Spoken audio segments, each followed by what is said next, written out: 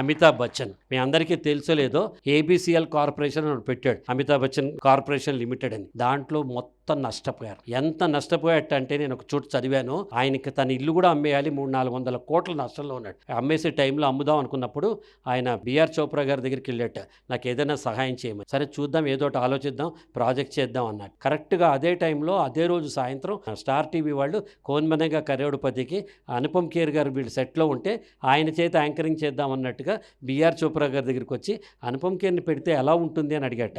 Anupam Kher extraordinary artist, బాగా చేస్తాడు, కానీ అమితాబ్ బచ్చన్ ట్రై చేస్తే అన్నట్టు. అమితాబ్ బచ్చన్ కౌన్ బనేగా కరోడ్పతి చేస్తాడా టీవీలో యాంకరింగ్ అన్నాడు. చేస్తాను అన్నాడు. చేస్తారన్నట్టు. మీరు ఒప్పిస్తారు, నేను ఒప్పిస్తాను. ఆ ఒక్క అవకాశం మళ్ళీ తీసుకుని 75 ఏళ్ల వయసులో ప్రతి 3 అడ్వర్టైజ్మెంట్లో ఒక అడ్వర్టైజ్మెంట్లో అమితాబ్ బచ్చన్ ఉంటాడు ఈరోజు. అంతకంటే ఆ రోజు నేను ఓడిపోయా, నేను సముద్రంలో ముని చచ్చిపోతా, నేను విషం తాగుతా, నేను మందు తాగుతా అల్లా, గెలిచేదాకా మళ్ళీ నుంచున్న వ్యక్తి అమితాబ్ బచ్చన్. గట్టి చప్పట్లు కొట్టండి ఒకసారి.